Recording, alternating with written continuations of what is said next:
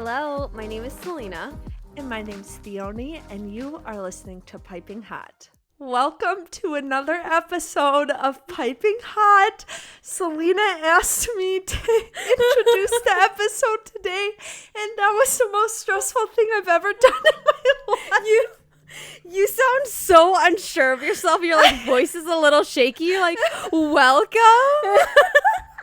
And my voice went up 5 octaves because I don't know what I'm doing. This isn't my job. This is not in my contract. What am I doing? Oh my gosh. You did fantastic. You did so great. Thank you so much. I hope you guys liked that little switch up we did. I know I did not quite live up to Selena, but I did my best with a really difficult situation. So you should be applauding me. Anyways, how's it going?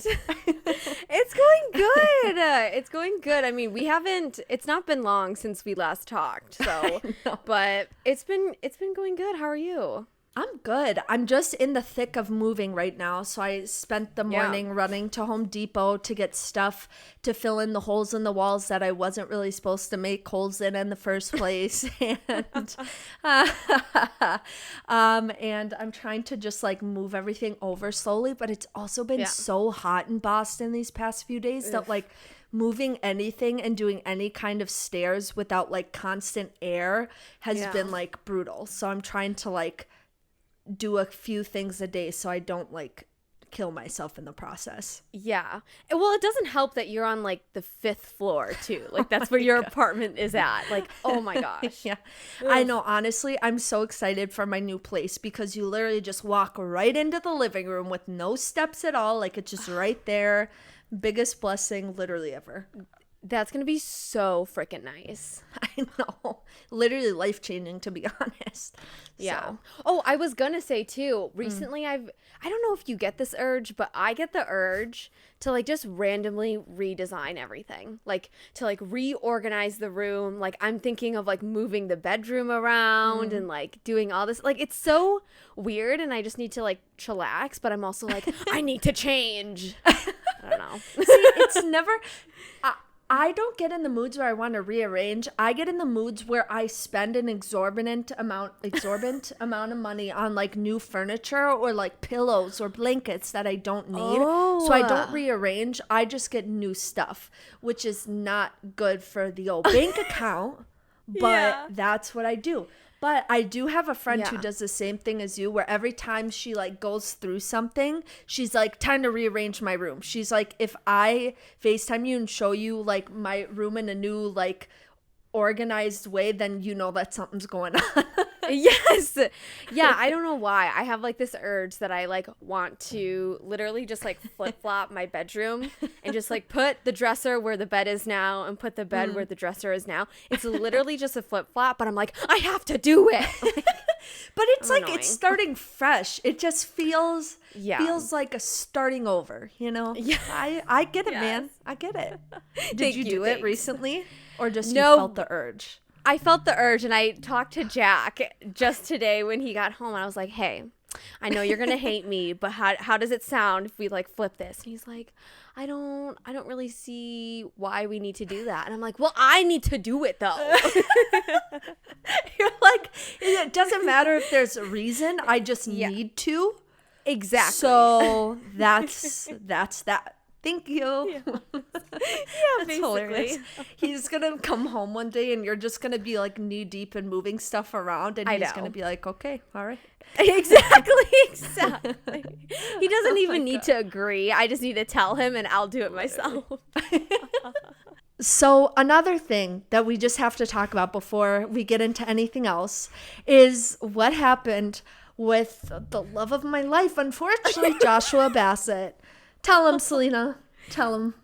So yesterday we got a notification that our tickets to go see Theoni's future husband, Joshua Bassett, in Boston in September was canceled. His entire tour was canceled due to production, shooting, scheduling, whatever. Well, here's the thing. It wasn't the entire tour. There's maybe 4 cities that still get a show. There were another list of cities that were rescheduled for 2023. And then there was another set of cities that was completely canceled. And Boston was one of the ones that was completely canceled. Not rescheduled. Not still on. So out of all of those... Are you Theoni, this is news to me. Are you kidding me? Shut I'm up. not joking.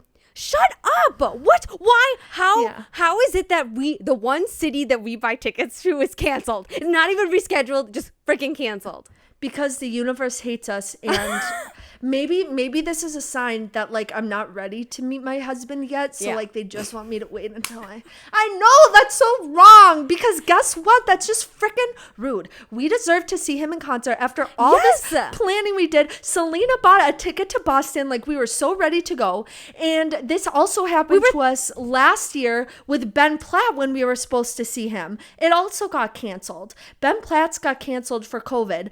Joshua Bassett canceled some of his shows or rescheduled due to production. So either way, we are hated in this world, and I want to cry. So I'm convinced that the universe is like, that's enough concerts for you two. Like no more for you. So we're going to cancel literally, apparently being front row to the Jonas Brothers and bawling our eyes out to Gotta Find You was enough. Apparently they said, you have enough joy, so you're done now. Like, that's rude. Sorry. Oh my God. I'm like so heated. I'm so angry because we were even planning like our outfits too, because it's getting close to that time where it's like we had to plan, like we were so excited to wait in line, we were gonna get front row, blah blah blah, and now it's just freaking canceled. Like I love him too much to put him on my shit list, but like I See, the thing is that, like, if you do me wrong, like, you're going on it anyways. And so his name is, like, very tiny on my list, but he's still on the list, you know? Like, Tristan Thompson is, like, really big and bold, and then it's Ben Platt, and then it's, like, Joshua Bassett, just, like, at the bottom, like, really, really tiny. What are you drinking today? Today I am drinking peppermint tea, which is... No, like I don't know. I was like looking at my tea cabinet. I'm like, I don't know what I want, but it's been a little rainy here in Minnesota, so I was like, peppermint sounds good. And I haven't been feeling well, so I just like want something a little like lighter, just like neutral, you know, not too fruity, not too sweet. So sure, yeah. What about you?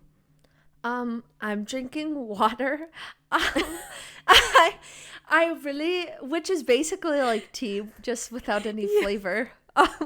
But I just really, that was the dumbest thing I've ever said. But after I was telling Selena before we hopped on the episode, but I drank a Celsius earlier today, and I don't think I ate enough food to balance it out. So like that 200 milligrams of caffeine is just making me feel so woozy. Like I don't know what's happening in my body right now. So I was like, I don't need anything. And I think almost all of my teas are caffeinated. So like I don't need more of that in my life. Yeah. So, no. So. All right. What pop culture things do you have this week? Oh my gosh. For some reason I was like, don't we have another segment? I forgot what it was. But yeah, it's pop culture. So I only have a few. Since we decided to not do an episode on this movie, I just have to bring up the movie Purple Hearts really quick. Yes. I, at first watch, I was like, this isn't quite as good as everyone said, but I was like, okay, it's fine. Okay. But then the more that I saw critiques about it on TikTok, the more I was like, wow, I kind of did not like that movie at all. Yeah. I also think the cover they did of Sweet Caroline was absolutely heinous. I just did not like that at all. But just the way that it was like so conservative and then so liberal, and then the way that they talked about things just seemed so disrespectful, and it wasn't even like they did it in a way where it's like, okay, we learned something by the end of the movie about, you know, learning about other sides of the coin, or like people coming to around to certain ideas, or like anything like that. It just seems so misplaced and pointless, because at the end of the day, I feel like it was just like, okay, well, we're completely different people with completely different morals and values and ideas about things, but we're just gonna pretend that that doesn't matter and live happily ever after. And it just, yeah. So I didn't like the movie, and everyone was saying like, oh, it has all these tropes and blah, blah, blah. And I was like, but I feel like it wasn't even good. Yeah. The way they were done. Ugh. I don't know. It sounds dismissive. I haven't seen it, but it sounds like it's dismissive and also like putting things under the rug. Like, oh, it's fine. We'll just like brush it off over there. Exactly. So, Okay. I don't know. I feel like watch it just to say that you have watched it. But it is not the greatest. So, Eek, okay. Yeah, it's interesting because I'm on the side of TikTok where everyone was like, oh my God, it was so good, blah, blah, blah. But then I have seen a couple of videos on my feed about like critiques of the movie. And I'm like, oh, that's interesting. So I don't know. I don't know if I'll watch it because I don't like wasting my time. Yeah, and I feel fair. like when I had watched Persuasion on Netflix, I had wasted my time. And so I Yep. feel like if I watch Purple Hearts, I'll waste my time. facts. So maybe don't watch it then. Okay. Okay. Good to know. My next pop culture thing. So actually I have 2 Kardashian themed pop culture things. Okay. So the first one is that Kim K and Pete Davidson broke up. Which, here's the thing. I feel like a lot of people are saying it was always PR, it was always blah, blah, blah. Here's my thoughts about it. I think they truly did like each other, but Kim saw him as like fun, maybe better than she expected, kind of a good rebound situation that turned into a little bit more, but she probably knew in the back of her head it wasn't going to be long term. And then Pete was like, you know what? She pursued me. She's like a hot older woman. I'm just going to roll with this and live my best life. And so I do think there were like genuine feelings involved, but I don't think it was ever going to be long term. And I feel like they both kind of knew that, you know? I agree. I just feel so bad for Pete because I feel like he can't catch a break. Like, that dude can pull almost any women in Hollywood, yet he literally cannot catch a frickin' break. Like, I know. you just need a nice girl, Pete. What's happening? I know. You know who I really liked Pete with was Phoebe Dynevor from Bridgerton. Me I actually thought they were too. such a cute couple. And I wish Yes. they had lasted longer, but I know. like I know what the dynamic in their relationship was, but they looked cute together. Yeah. So Yes, I agree. And then the last pop culture thing I have is that Khloe Kardashian's surrogate gave birth to her new son. So now I did not see that. What the heck? didn't? Where have I been? What the? But yeah, so now Khloe is a mom of 2. She had a son. I don't think we know the name yet. I saw TikTok comments saying they were going to name the boy Faithful. Oh Faithful my Thompson. gosh.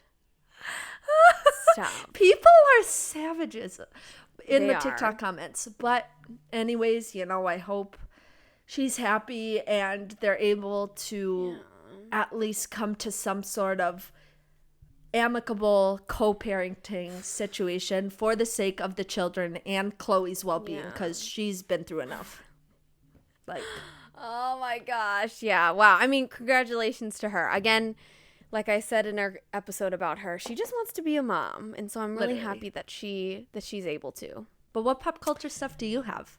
I only had Kim and Pete. Yeah, I mean, we didn't record that long ago our other episode, so it's not Yeah. like a ton happened in that time. So Yeah. And when Fair this enough, when this episode comes out, there might be some things that we miss, but just know we recorded this a while ago, okay? yeah, so deal with it. No, that was so rude. Anyways, No. that was so rude. So do you want to introduce them to our top? Well, they know what the topic is, but Yes. Today, Theoni and I will be discussing the recently released Hulu film, Not Okay, starring Zoey Deutch and Dylan O'Brien and Mia Isaac, because she deserves credit, okay? she does. She was incredible.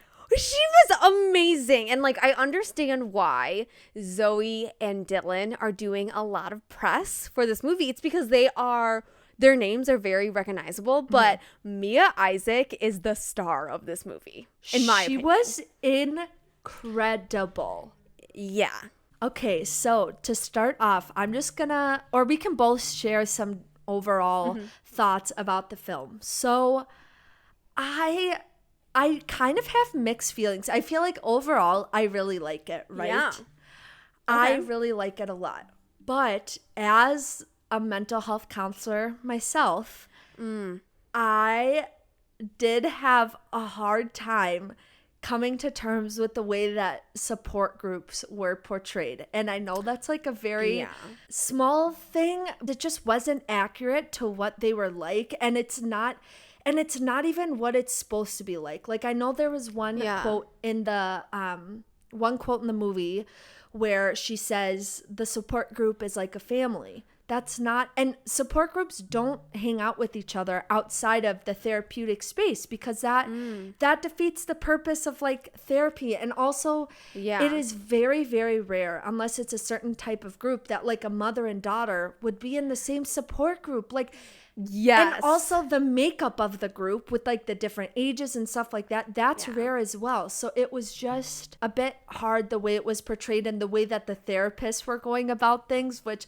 I know people who maybe aren't a mental health counselor themselves, it probably wouldn't have been an issue. But for me, I was just like, this isn't quite portraying it right. And I wish it was portrayed more realistically. I get why they did it for the movie, but I didn't love it. Interesting. Okay, because being not a mental health professional, I didn't know that that was like something that was completely off or not accurate. So that's super interesting, but that gives me like such a better insight as well. Because again, I like did not even think a second time about it. I was like, okay, cool. They're playing kickball. That's awesome.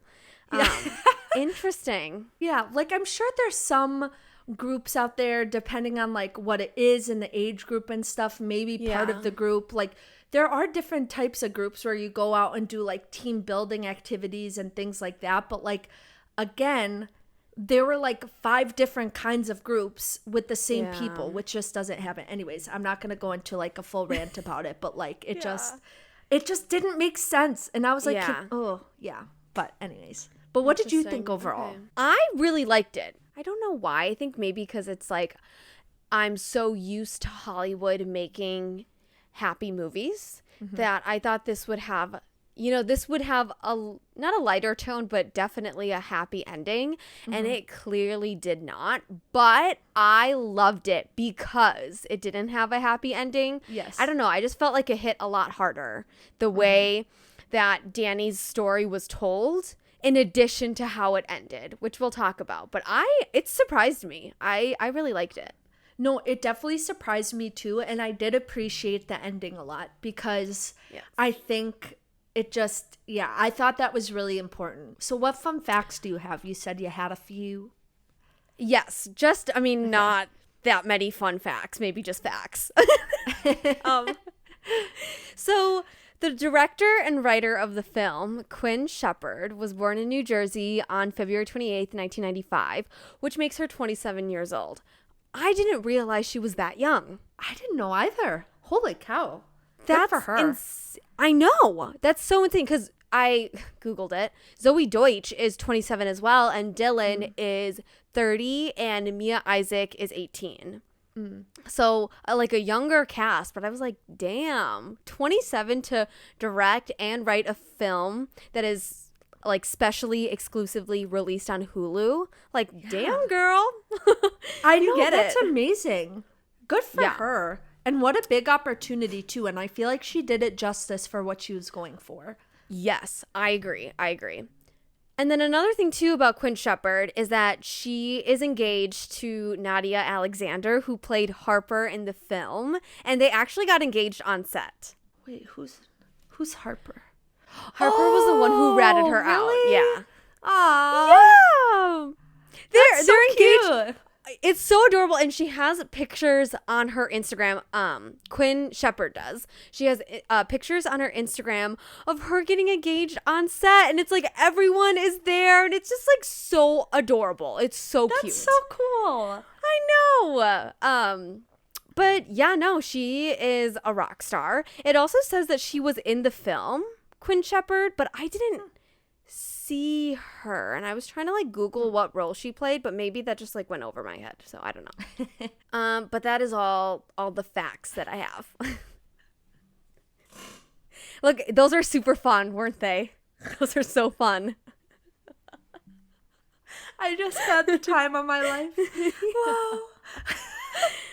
When you said fun facts, I thought it was going to be like a list. Oh, you're so funny. But I did appreciate that because I would have never known.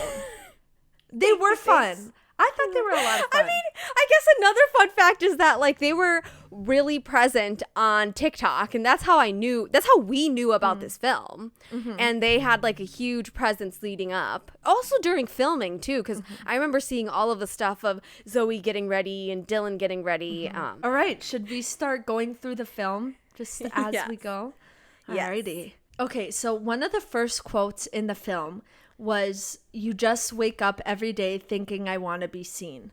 And I feel like right off the bat, we were all kind of relating to, gosh, what's her name?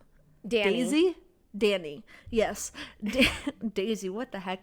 But no, I feel like right away they made Danny so relatable, which made her arc throughout the story that much more like painful to watch. Yes. Because it's like, you got so mad at her for making those choices, but you're also like, you're just so lonely and confused and like, anyways, not that excuses it. It does not, like we learned, but anyways, I just like that quote right off the bat. No, it definitely opened pretty strong. And again, I think that's why I thought it was going to have a happy ending. Like some sort of way that like in general Hollywood usually has all these happy endings for movies, and the way that it started I'm like, oh, like she's gonna be redeemed or whatever.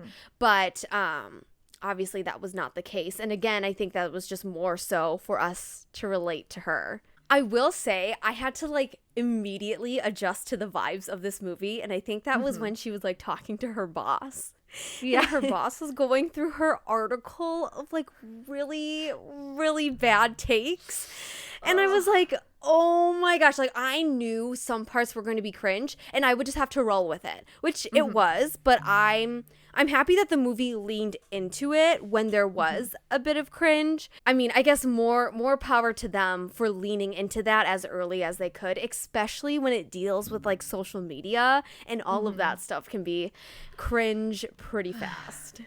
I know, and I agree, but I feel like you said, the way that they leaned into it was super important, because otherwise I don't think it would have been successful in getting the message across. But I actually liked the format they used and like the different parts along the way. I thought it was so cool and was very effective for like the movie, you know. The titles of some of the parts killed me. I know. I was like, wait, I don't know what part it was, but it was basically, the title was it like I'm a good person now or something. Like just something really like, okay, I guess you're a good person now, but yeah. So here's one thing. Some of the things that were said, like you said, were so cringy, but they were, I am one of those people, I will admit it, I love edgy humor that is like borderline that should not be said out loud. Like, I think it's why I love The Office so much. Like, I love edgy humor, okay? So when they made the comment about having FOMO about 9/11, I lost it. That's so horrible. And I know. It just made me laugh. I know. It was. Am I a horrible person? But that was so funny. Yeah, like that. It was that, and there was something with like, oh God, there was another thing that she had said in her article that I was like, holy crap. I'm sorry, it's really, really awful. Like really awful. Oh my God. Dylan O'Brien's character throughout the whole thing was so funny. Like I did not know Dylan O'Brien could be so funny, but like even the accent or like the voice that he used and the way he acted, like he was so funny. And then like that huge joint he had outside of the matcha place with like the 5 different things. So yeah, it was like ridiculous in the funniest way possible. It was. And then she like smokes it and she's like coughing for like 5 minutes as he's just doing whatever's happening. And then when he walks away and calls her some name and she goes, "My name's Danny." And he goes, "No, it's Colin." I died. Like, he's just so funny. He was so over the top and just like freaking ridiculous, but I loved it. And again, like the movie leaned into the parts where they wanted to lean in, and like his character was definitely one, because it's like influencer mixed with e-boy mixed with like fuck boy as well, like just so much to like mix for that personality. But it was so good. Oh, also I forgot, I like cackled when Harper was walking into Danny's office and Colin was, I don't know, he was there, and he was like, "Hey Harper, how are you doing?" And Harper was like, "Colin, you're from Maine." And he drops his accent and was like, "We're all from somewhere, Harper." Like, so funny. So funny. I think that happens way later in the movie. But It does. That was one of my favorite moments. Yes. Oh my god. It was so funny. So funny. You're Or from even the Maine. way, or even the way he would just go, "Yeah," and like the way he like did, I don't know why. Oh my god, everything he did was just so funny. But anyways, Yeah, really. Speaking of the matcha place, that's kind of when we get to see Danny have a first little inkling of her plan, right? She kind of lies on the spot with Colin. And again, I think the movie does a great job of establishing where Danny is in the social hierarchy and just how much she doesn't fit in her life, in work, literally in every single freaking aspect. So when we finally got to her motive, when she decided to do what she decided to do, I was like, okay, I guess I understand. Like, I can see where you're coming from. It seems harmless. It's fine. Until the attacks happened. That's when I started to get uncomfy, because she willingly went along with it while she was completely sober, because that's an excuse that she uses when she apologizes. Like, she was completely in her head when she decided to go along with it still, even after the attacks had happened in Paris. But I think I knew when it was game over, and basically like a point of no return, when she went to the airport and acted like she had landed with everyone else. I was like, ugh, it just made me so sick. Like, I was like, what are you doing? like my stomach was in a knot. I was like, you're not just saying whatever. You are like really thinking about how to make it as believable as possible. And like, it just shows how desperate some people can be. And it really made me sick. And unfortunately, that was definitely a discourse on what, I mean, maybe not to that extent, but a lot of people just try to get their 15 minutes of fame or like their attention. And even the media will exploit different people who go through tragedies or like any like. Oh no, you're so right, just... because the picture of her hugging her parents went freaking viral. Of course. And I mean, I guess, again, you can argue that that is what journalism does, right? I mean, I think that's how we are so in tune with like everything that's happening, even like at the border in Mexico, in you know, what's happening with Russia and Ukraine, like all of that stuff. Like, we are so much more aware of it because of media. But I do agree that sometimes they take it way too freaking far and exploit all of these people.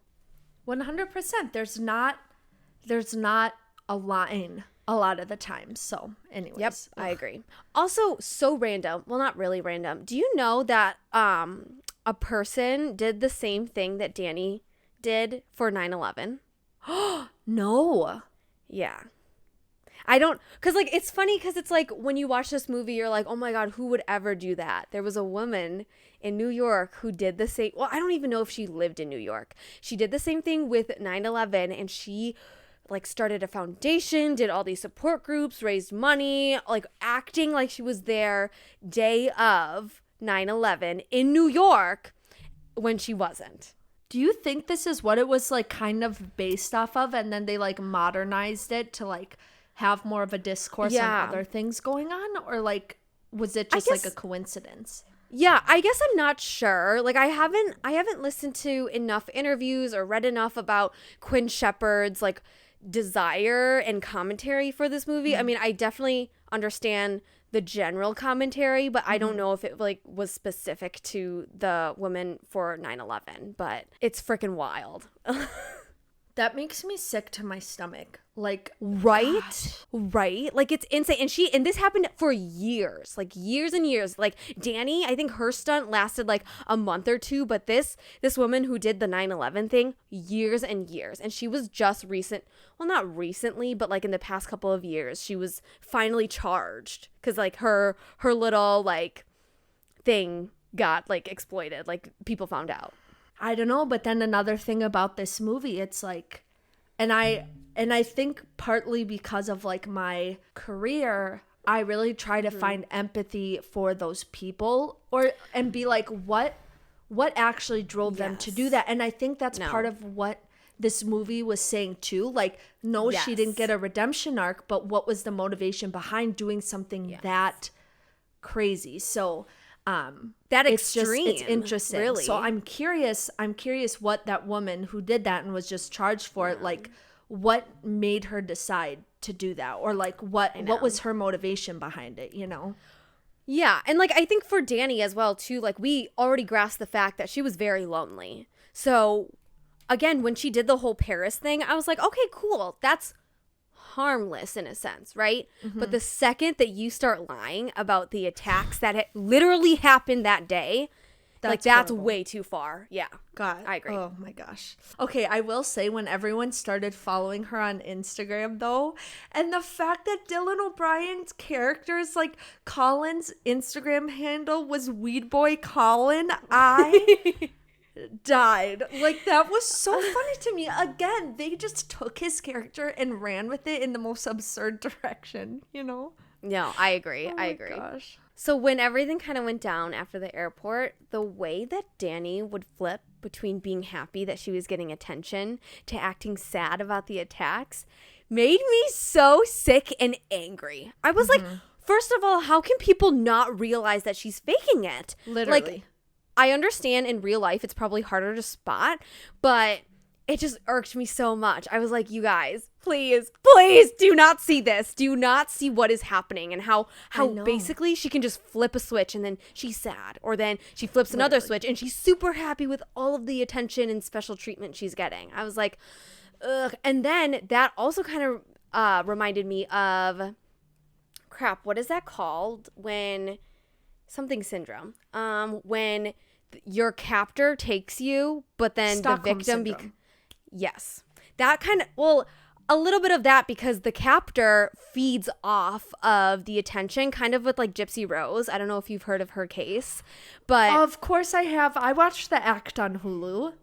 oh, nice. Yeah. So kind of with like her mom, how her mom loved the attention because of all the attention that her daughter was getting, you know? And so that kind of reminded me of like what Danny was feeling of like, oh my God, I feel so special. And I'm getting an office and I'm getting an article at Depravity or whatever.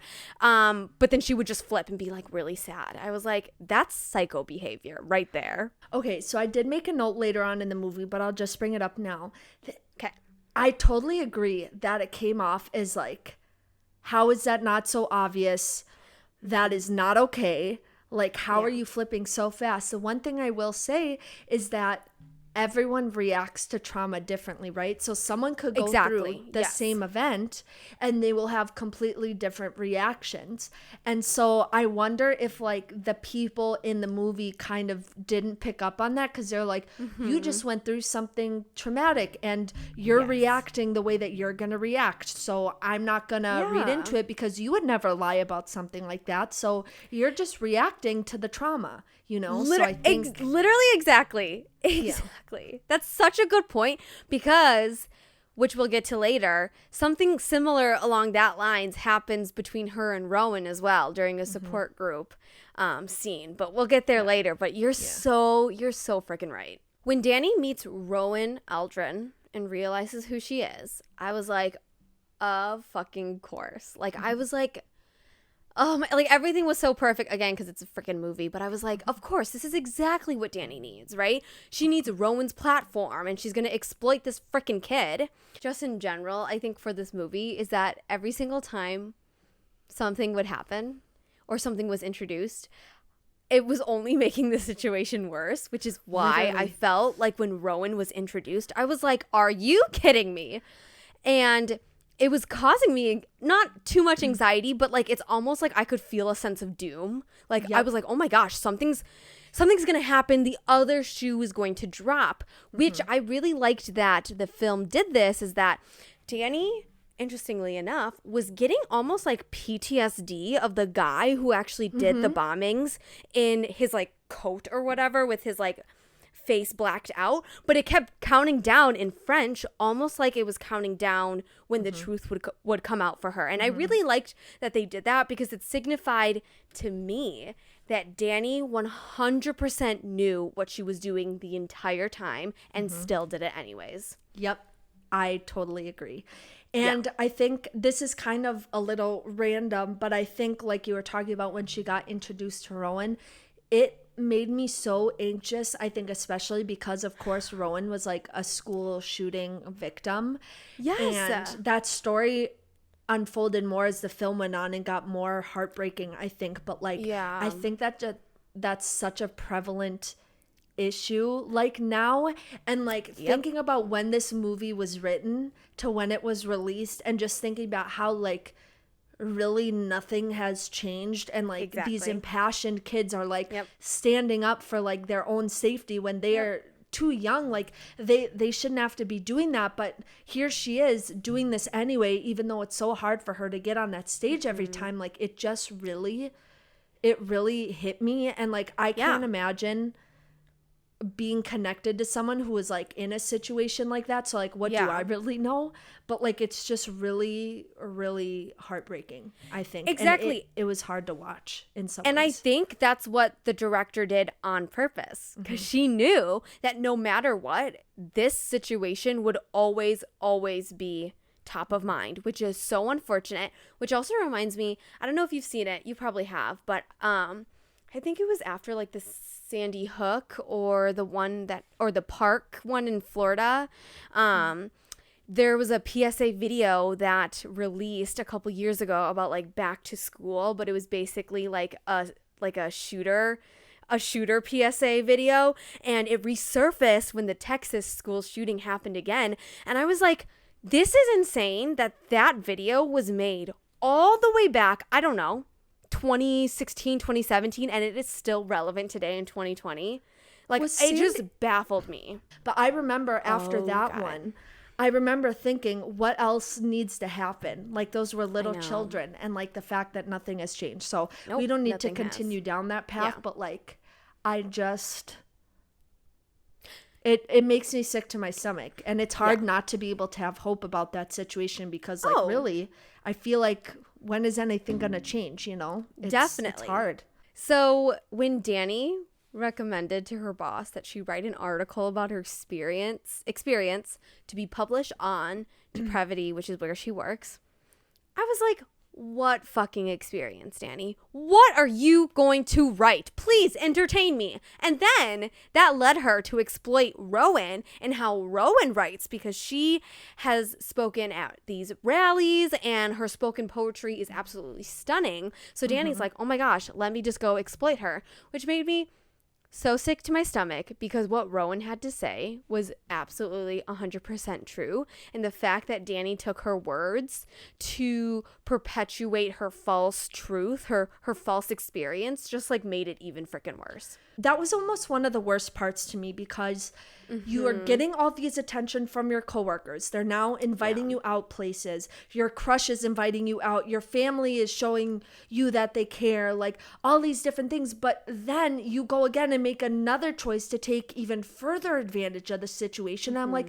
when are you gonna end? Like, how are you letting it go this far? And not even, it wasn't presented to you. You made that up on your own. Like, it just kept getting worse. And I was like, how is it getting worse? You know? It's like she kept spiraling down further and further into the funnel of like no point of return, and it just kept getting worse and worse and worse. Like I was like, okay, fine, like if you want to dig your own grave, go for it, because she's completely aware of what she's doing. And then I think shortly after this scene, there is another support group scene where you can see Rowan kind of doubt Danny, which we had just mentioned, but you can see Rowan literally question Danny about like what she's saying, because Danny is super happy that her article went viral or whatever.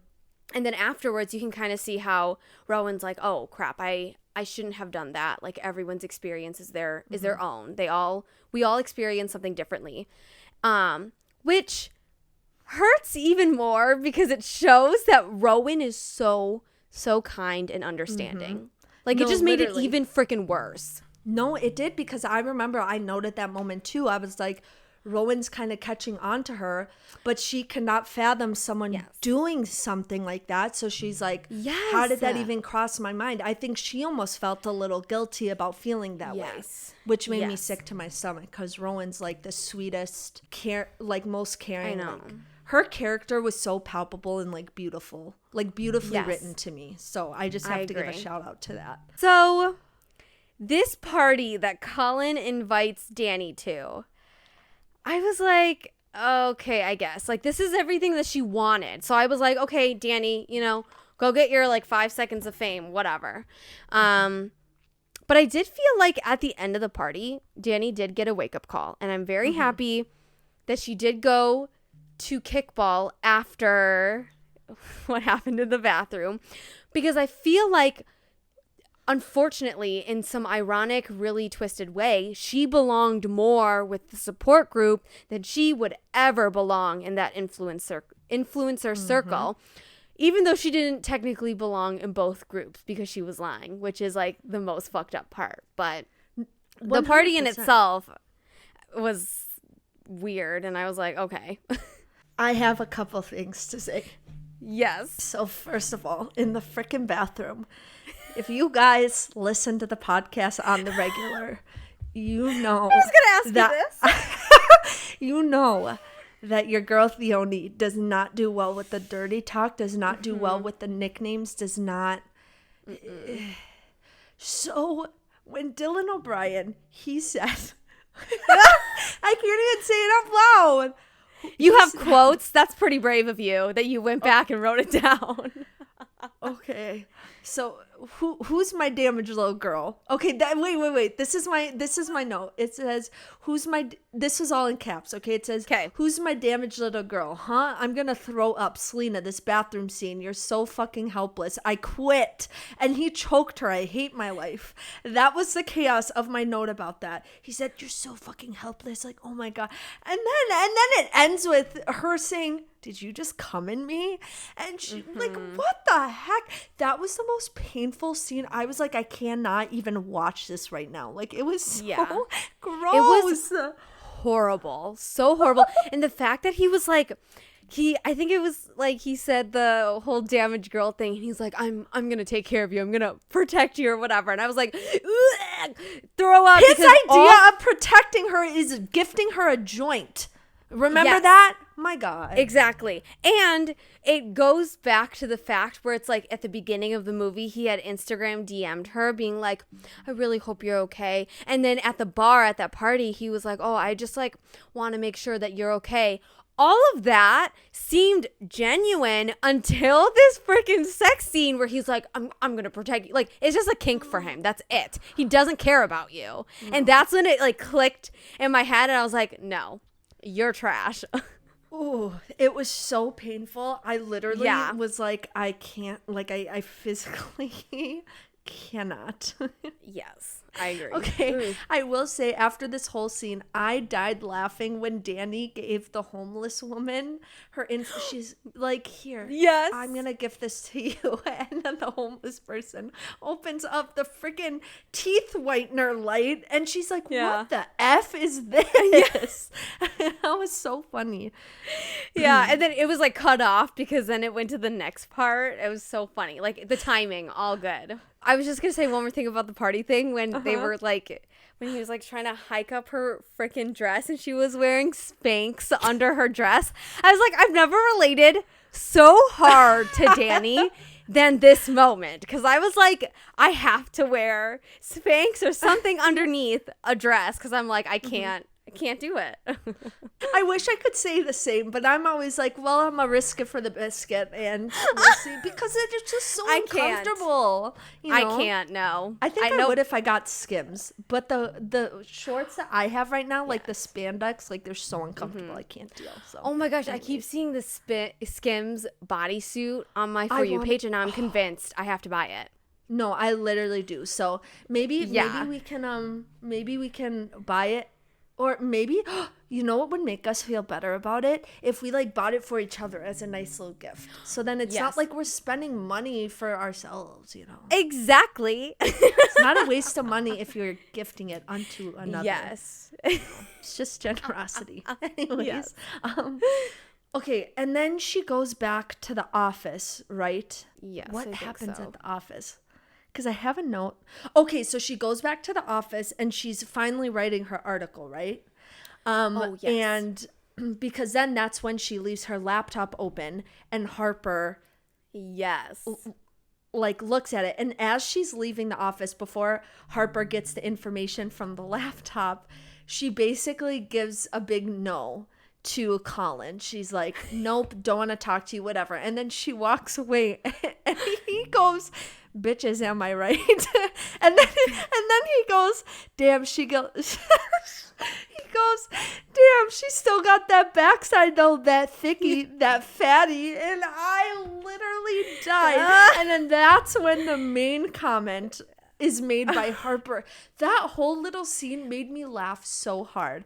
But the one thing I will say, the humor they injected into this movie was the perfect amount to not detract from like the serious topics, but like was so funny. She got that thicky, that fatty. I died, like actually laughed out loud. The thing is that like Zillennials and Gen Z, we say that in not like a funny way. It's like literally that's our vocabulary, unfortunately, and in a way that like the director made it where it wasn't, again, like drawing away from the greater of the story, but also just like made it almost so seamless. Like that was just his vocabulary, and that's how he talked, and like it was so normal at that point of the movie, which I loved because it's so painfully accurate. Literally, truly disgusting.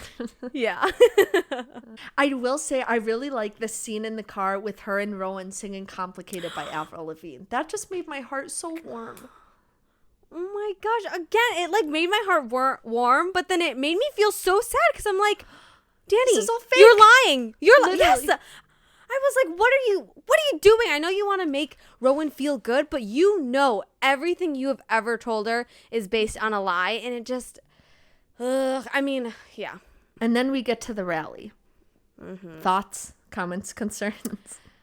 I thought it was so heartbreaking with the fireworks. Like I felt so bad for Rowan, but I think this scene made it very, very clear that Danny didn't understand the trauma that Rowan went through, even though she was supposedly at the Paris bombing, which is something very, very traumatic.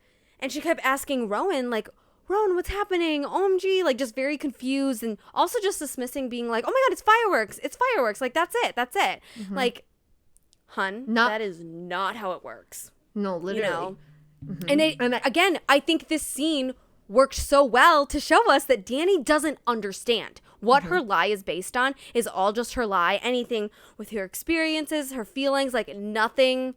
She doesn't understand anything like that. No, she doesn't.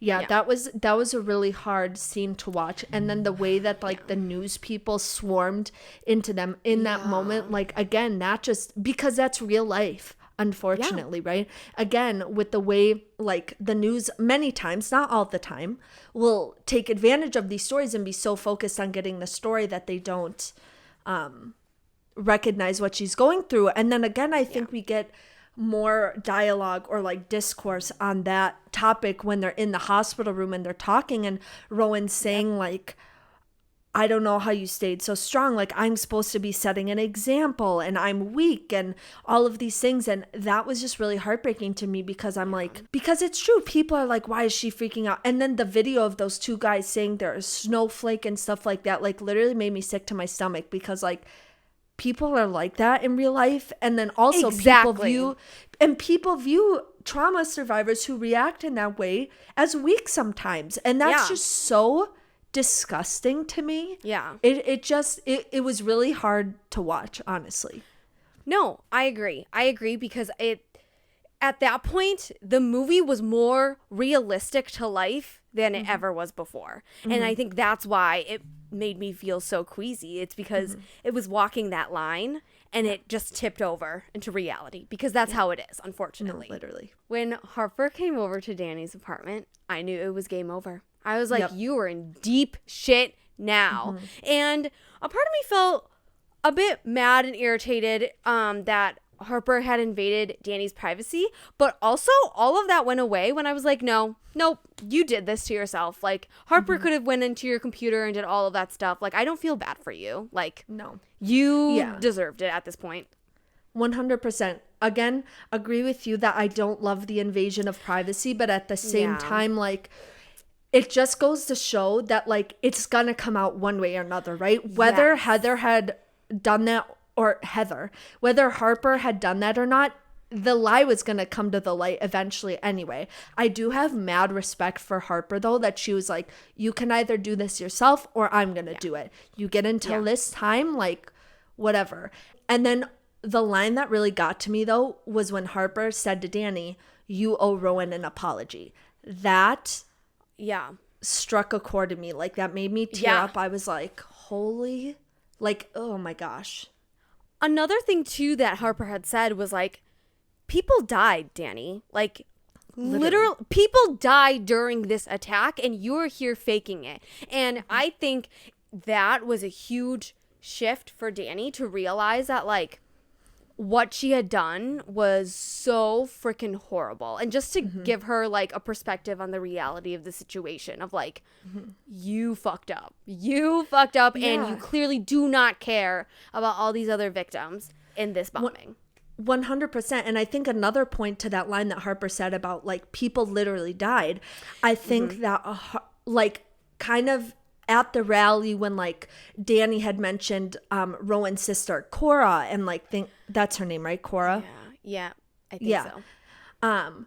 I think that was kind of Danny realizing, like, why did I do this? But now that I did, I'm not going to come clean about it, but I'm going to try to use it in a positive way now, and I think that's why she went to the rally. So it was almost like a little bit of the guilt, and she's like, well, I don't feel guilty enough to come clean about it, but I'm gonna try to, like, make a positive effort out of it. And then her saying that, I think, realized the depth of how bad the situation went. And then, of course, her apology just made me sick to my stomach because it's the kind of apologies that we get from celebrities and whoever all the time in the media. Like, it's ridiculous. Like, it's basically saying, I take full responsibility for my actions, but here's all the excuses of why I did what I did. That's not in it. That's not an apology. No. And you could see Danny literally start to write a little section to Rowan because you're correct that the entire article was about her. And at the end, she said to Rowan and then she erased it. And I was like, yep, that, like, cements that you clearly don't care or your mind cannot fathom that you hurt other people. As badly as you did. Another thing, though, too, with her apology, I was just, similar with the entire movie, I was just waiting for the other shoe to drop. And that was when Rowan came to the office. And it was so messed up that Danny's office was glass and everyone could watch through it. I loved it, though, in a way because it was so creative, but also had a commentary that we get to see almost a lot of things with media. And we weren't hearing anything of their argument, but we could see everything happened, which is so crazy because it's like we are bystanders in like very, very public matters. So we are watching everything unfold almost all the time, 24/7. But the way that they had framed it, where everyone was outside her office, like her glass office, I was like, oh my God, this makes me feel sick that everyone is watching. No, truly. It was so heartbreaking. Okay, and then I think it goes to the part where it says, I don't get a redemption arc, which I thought that was so powerful, which we kind of talked about at the beginning of the episode, but I appreciated that a lot because I think a lot of the times with movies, it's always like, even if it's like a brief epilogue situation where it shows down the line they're doing good and blah, blah, blah, like that's not the reality a lot of time. And I think especially with like celebrities who do wrong and then whatever, they kind of expect time to just like go by and then it'll be fine, and they say, oh, I'm gonna do the work, and they actually don't do the work and whatever. So like I liked ending it with like her or like Dani finally sitting with her guilt, you know, and that's just where it ended. I thought that was really powerful. But what irked me though is that she was in the support group and she's like, I don't know if I learned anything. Which, I mean, I think it was like a month. Was it a month time jump, if I'm remembering that right? I think so. Okay. When she was like, I don't think I've learned anything. And I'm like, okay, I guess. Because it's only been a month. I guess I will give that to you. I was still annoyed. And then when the like leader of the support group was like, have you thought of doing an apology? I was like, oh, yeah, that is nice, because I think I definitely relate in a way where it's like sometimes you need closure, and so I definitely understand that people who need closure can get closure, right? Like that's just how you're able to cope, move on, whatever.